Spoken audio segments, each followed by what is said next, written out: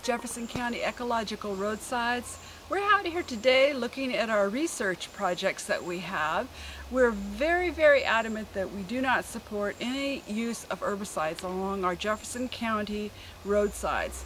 So our research plots are showing ways that you can suppress invasive plants without using herbicides.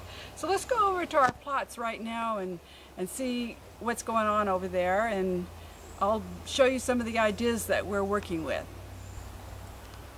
So what we're looking at right here is wild chervil as it's blooming, and it's just now creating some seed heads on it.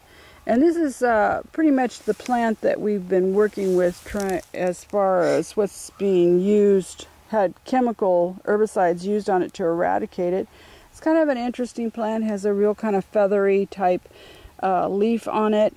Birds love it, little bugs, little pollinating flies and bees love it. It's really interesting. I'm going to go down and show you another patch, and this is an older patch where it's actually gone to seed to show you what those seeds look like. Hang on, and I'll be right back.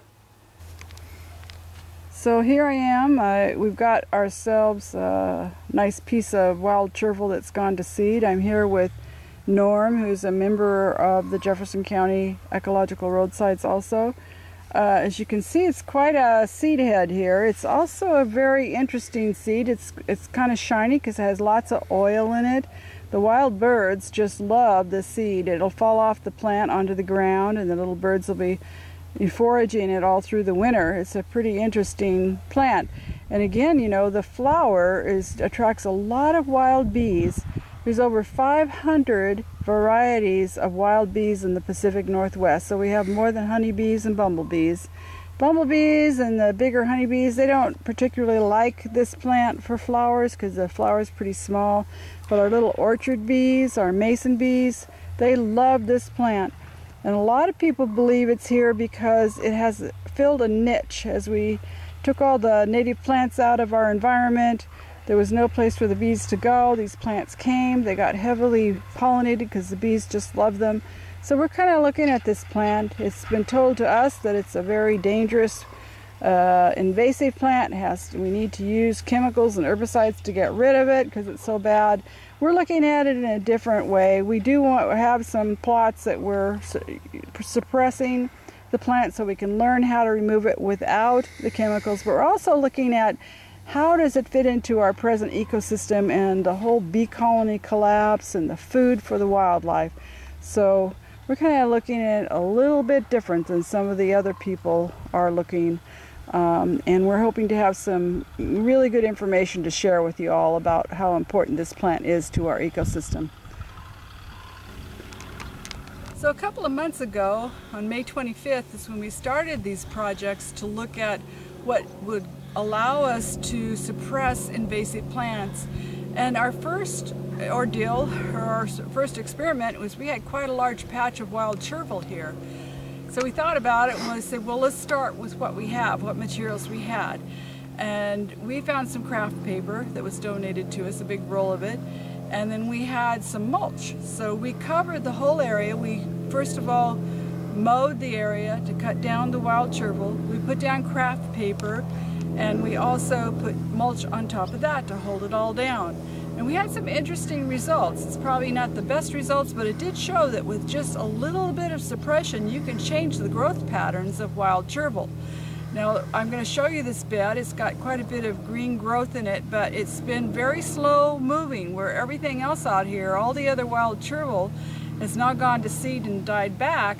This plant actually slowed its growth, did not go to seed, and is just green. And that not going to seed is an important part of suppressing this plant over a long period of time, because the seed on these plants is just a great huge amount that gets spread by birds, by wind, and every year the patches of wild chervil get more and more thick.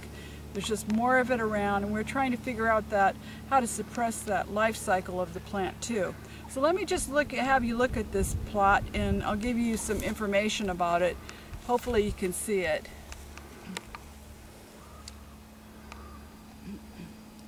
So what you're looking at is the wild chervil has come up. The paper itself was way too thin. It had light coming through it to keep it from coming up altogether, and the paper and the mulch didn't work as well. But it did. This plant is known to, once you cut it, you often have to cut it 2 or 3 times a season, and it can go to seed a couple of times. So it didn't do that. It's not creating seed heads or flower heads. It's there, and you got dandelions and grass growing too. And then you have some bare spots, which is a good sign. We're getting close to understanding how to suppress this plant. Our next plots I'm going to show you are actually plots that we've covered with cardboard, and they're right here. And we put sand over that to hold it. And we're thinking that on roadsides it would have to be sand that would hold down anything rather than mulch. And that what we would do is to either grow the plants in a greenhouse or do a seed mixture of wildflowers mixed with sand and suppress the plants. We first mow it, put the cardboard down, and plant right into it. In the fall is when you want to plant native plant seeds. And so in a couple of weeks, it's August 15th now, so just the beginning of fall is when we'll actually be, just before the rainy season, we'll actually plant the native plant seeds into these beds. We'll grid them off, have little squares so we can identify what plant was planted where, and look at this. Some of these beds, on this side again, with the cardboard, have had the roots of all the plants that were there dug out first. And some of them, all we did was mow. So we've got different scenarios that we're testing out to see what happens to the roots, what happens to the plants, and what will grow here. And we will be planting in each one of these beds, so our final results will be next year if we can see any growth with the wildflowers, the wild plants that have come up.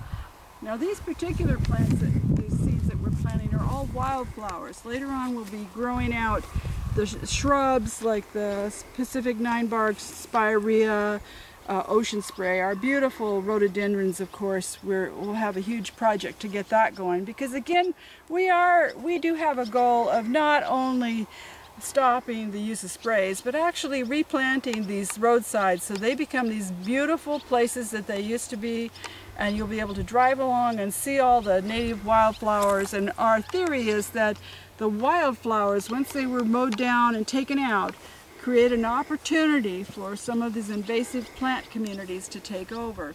On this side, what you're looking at is these are the solarization projects, where the first one here without plastic is kind of a control, where we've dug all the roots out and we're just going to see in general what's going to come back here. The second one is black plastic, and this third one is clear plastic, and these ones we also remove the roots and we put the plastic down because we're thinking there's a good seed bank in there and we just want to see what's there. Our first two clear plastic and black plastic, we left the roots in. So we're actually going to see if the plastic will cook that or what will happen. And again, what I want to say about that, because I was kind of far away from the camera, is the first ones are where we did not dig the roots out. We've just covered the area with the clear plastic and the black plastic, and we want to see if we can actually cook the plants. If it works right, what you're going to see is the plants will be there. You'll be able to scrape the plant material off easily. The roots themselves would have started to die, and they'll be easily removed from the soil. And this soil out here has been really full of sod and different kinds of invasive plants for a while, so it's a really good test site for us to look at. Again, we've got 17 plots, we've got different things set up, and we will be planting into them our wildflower mixes. We have a couple of plots we're going to be doing that are just going to be gridded off, and we'll be preparing those plots and planting our lovely, very rare lupins that are up here, the Arctic and the big leaf, and some of the most beautiful lupins I've ever seen are on the Olympic Peninsula, so we will be doing that. Another project is our wild grasses and sedges, which there's a lot of areas along our roadsides that are moist and these things would grow here, and they also bloom pretty early. So we will have some experimental beds with just the sedges and the wild grasses to see how they grow in our experimental patches. So that's all I have today. I'm hoping you'll follow us along, and we'll have some results for you in about a month or so as we begin to take this plastic off. We are going to again plant into the beds that have the cardboard. But we're thinking we're going to have some pretty good results to show you that you don't need to use toxic chemicals to suppress plants. Thank you.